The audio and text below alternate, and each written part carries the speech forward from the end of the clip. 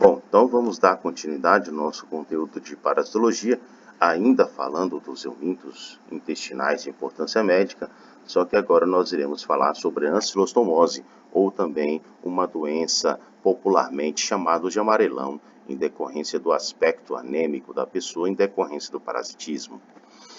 O amarelão ou ancilostomose é causada por dois agentes etiológicos, o Ancylostoma duodenale e o Necator americanus.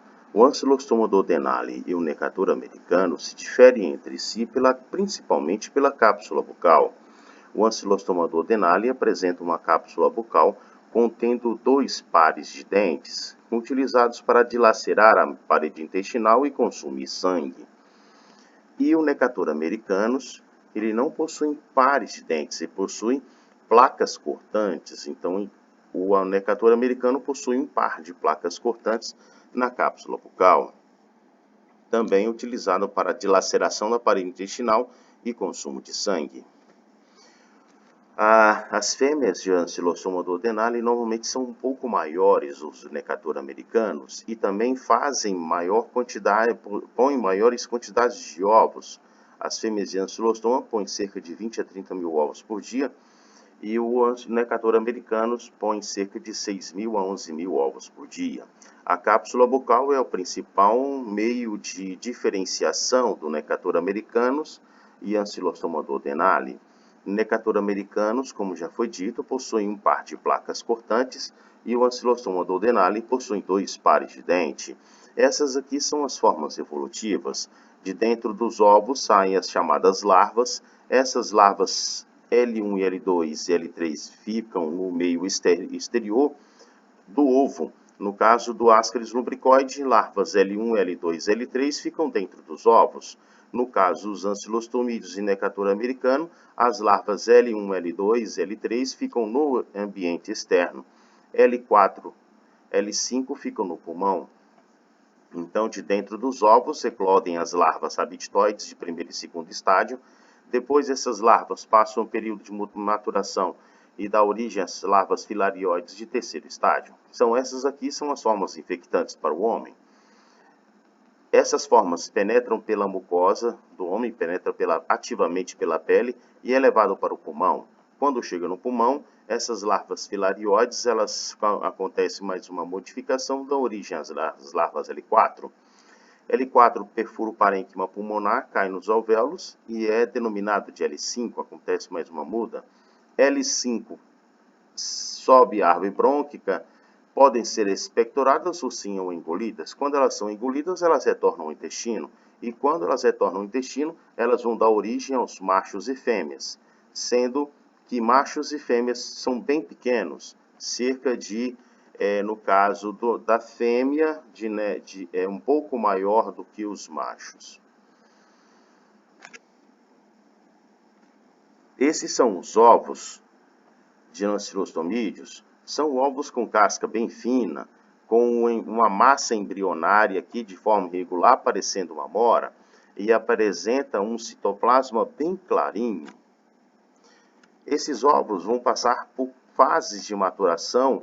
Então vejam, isso aqui é a primeira fase de um ovo, apresenta uma casca bem fina, transparente, e depois torna-se uma massa embrionária aqui no interior, que vai se fragmentando e formando as larvas, formando primeiro um aspecto de mórula, e posteriormente vai formar as larvas. E esse aqui é o ovo larvado. Dentro desses ovos, essas larvas eclodem e contaminam o ambiente exterior. Então ocorre uma redução do espaço claro entre a casca e a massa à medida que a larva vai se desenvolvendo. Então, à medida que essa larva vai se desenvolvendo, esse espaço claro vai diminuindo e depois essas larvas eclodem, ou seja, saem de dentro dos ovos e contaminam o ambiente exterior.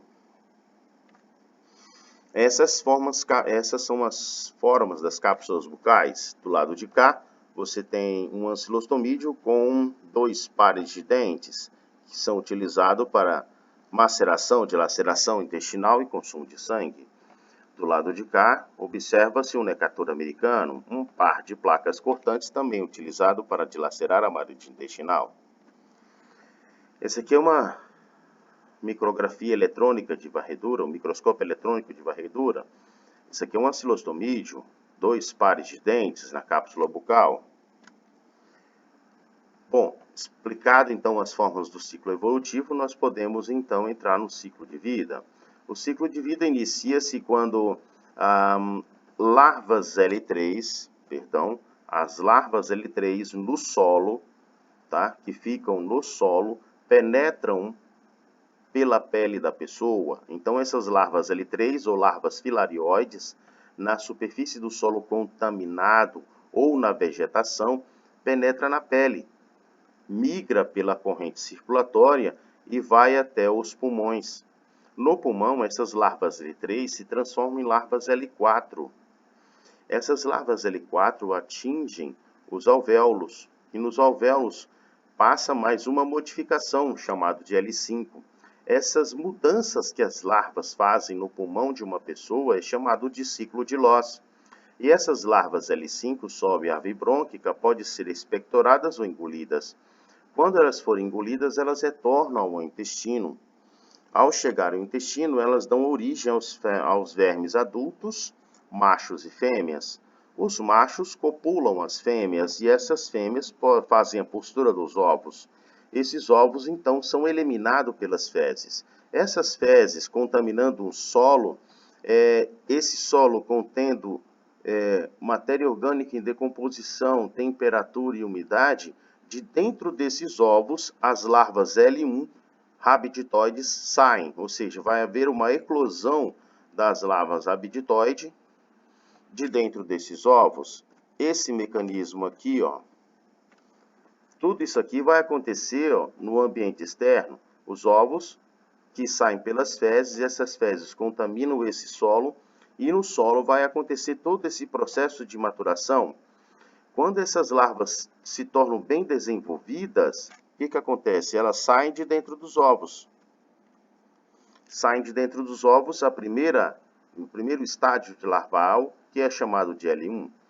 Essa L1 sofre mais uma muda cerca de 3 dias depois para produzir larvas rabditoides de segundo estágio, que são essas aqui um pouco mais amadurecidas e um pouco mais longo. Mas observe que o esôfago ele apresenta uma constricção e são chamados de larvas ainda rabditoide. Essas larvas rabditoides de primeiro e segundo estágio vivem no solo, se alimentando de matéria orgânica, então apresentam um estilo de vida livre. Essas larvas rabditoides de segundo estágio, cerca de uma semana depois, se diferenciam em larva filarioide, onde o esôfago ele é longo e mais fino. Essas larvas filarioides, elas necessitam entrar em um hospedeiro. Então, essas larvas filarioides, na superfície daquele solo contaminado por material fecal, vai penetrar no próximo hospedeiro, vai reiniciar o ciclo indo para o pulmão. Lá no pulmão, essas larvas L3 se transformam em L4. L4 atravessa o parênquima pulmonar e vai para os alvéolos, se transforma em L5 e depois podem ser expectoradas ou engolidas. Quando elas são engolidas, elas vão para a parede intestinal e se transformam em vermes adultos, machos e fêmeas, e o ciclo continua. A patogenia depende primeiro da carga parasitária e também da fase de infecção, se é uma fase larval ou uma fase madura ou adulta.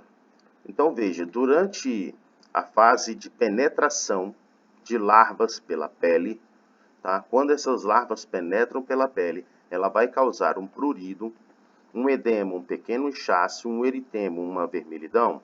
Como essas larvas L3, elas estão no ambiente solo e muitas vezes são provenientes de fezes, pode haver bactérias. E ao penetrar pela pele, pode acontecer de carrear bactérias para dentro da pele, para dentro do ferimento ou da penetração. E essas larvas vão até o pulmão, onde no pulmão vão causar algumas lesões, como hemorragias no pulmão, uma pneumonia no pulmão, uma pneumonia difusa, uma inflamação no pulmão pela presença das larvas. E essas larvas também vão causar a síndrome de Leffler, tal qual o Ascaris lumbricoide causa. A síndrome de Leffler é caracterizada por febre, tosse, produtiva, eosinofilia sanguínea e pneumonia. Bom, quando essas larvas do pulmão migram para o intestino e dão origem aos vermes adultos, esses vermes adultos se fixam uma mucosa intestinal, causando uma lesão na mucosa intestinal. Essa lesão é caracterizada pela dilaceração e maceração do fragmento da mucosa. Lembrem que o Necator americanus possui placas cortantes e o Ancylostoma duodenale possui dentes. E essas placas cortantes e esses dentes fazem um processo de dilaceração e maceração, consumindo sangue. Então, eles têm um ato de expoliação sanguínea, ou se não, hematofagismo. O Necator americano pode consumir 0,04 ml de sangue por dia cada verme. E o ancilostomídeo consome 0,3 ml de sangue por dia cada verme. Então, ou seja, quanto maior a carga parasitária, maior será o ato hematofagismo. Maior será a expoliação sanguínea, tá? Originando uma anemia profunda.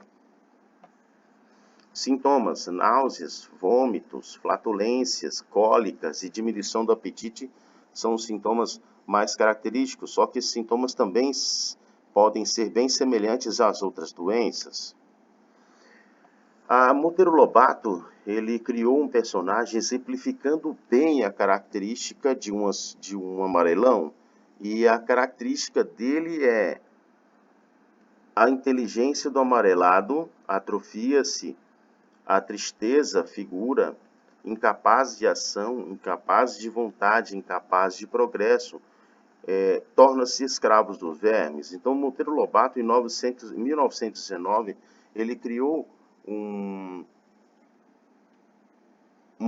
personagem denominado Jeca Tatu, que exemplificava bem as infecções pelo ancilostomídeo, ou se não, o amarelado. O diagnóstico laboratorial pode ser feito por um parasitológico de fezes, tá? Daquela mesma maneira de dissolver as fezes em água e pegar o sedimento, e observação de ovos, e a distribuição dessa doença acontece mais em onde existe presença de solos argilosos, permeáveis, com temperatura entre cerca de 25 a 30 graus, bastante matéria orgânica, porque as larvas L1 e L2 elas consomem matéria orgânica. Umidade acima de 90% são as condições ideais, e estão a preferência mais por locais temperados e tropicais. Associado a isso tem a falta de instalação sanitária, ou seja, e o hábito também de defecar no chão, no peridomicílio, e também andar descalço, porque as larvas L3 passam pela pele. A profilaxia, tratamento em massa da população, fazer aquele bloqueio, instalação de serviço de esgoto, educação sanitária, ambiental e cívica. O tratamento pode ser utilizado os mesmos por ascaris lumbricoide, palmoato de pirantel, bemidazol e albendazol. Pode-se fazer um tratamento suplementar, ricos em proteínas de ferro, em decorrência porque o verme tem um ato de expoliação sanguínea, consumir grande quantidade de proteínas e também de sangue, causando um processo de anemia. E em casos de anemia profunda, utilizar o sulfato ferroso, associado ao tratamento específico. Bom, existem algumas espécies de ancilostomídeos, não o Ancylostoma duodenale nem o Necator americanus, mas o Ancylostoma brasiliense e o Ancylostoma canino, eles infectam cães e gatos. Quando homens se contaminam por essas espécies de ancilostomídeo, neles as larvas L3 não terminam o ciclo biológico. O que acontece? As larvas L3 ficam migrando pela pele da pessoa, causando uma lesão chamada de bicho geográfico ou lava migra cutânea. Então, a lava migra cutânea é causada pela infecção no homem de larvas L3 das espécies de Ancylostoma brasiliense e Ancylostoma canino. Ancylostoma brasiliense e Ancylostoma canino são parasitas de cães e gatos. No homem, não termina o ciclo biológico.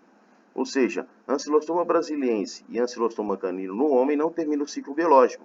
O que acontece? As larvas L3 que penetrarem no homem vão ficar simplesmente migrando pela pele, causando um processo de coceira muito intensa.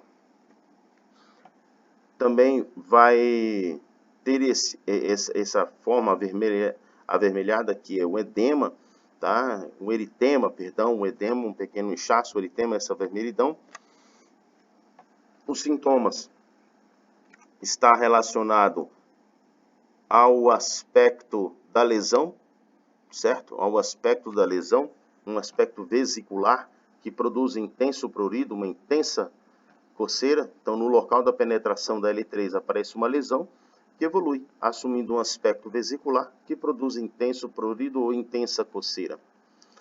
E o tratamento pode ser tratar uma compressa de gelo para matar as larvas pelo frio, e pode-se utilizar o tiabendazol pomada, ou em casos onde existem várias lesões, porque crianças, quando eles acabam brincando nas areias contaminadas por excretas de cães e gatos, tá? Essas areias podem conter as larvas L3, e essas larvas podem atingir algumas partes do corpo. E as partes mais frequentemente atingidas são os pés, pernas, nádegas, mãos e antebraços, mais raramente boca, lábio. Então, essas áreas aqui podem ficar afetadas. Se tiverem várias lesões nessas áreas, o tratamento só tópico não vai funcionar. É importante que se faça um tratamento oral, ok? Então, pode-se utilizar o tratamento oral, mas você matar as larvas pelo frio, ok? E finalizamos o nosso conteúdo.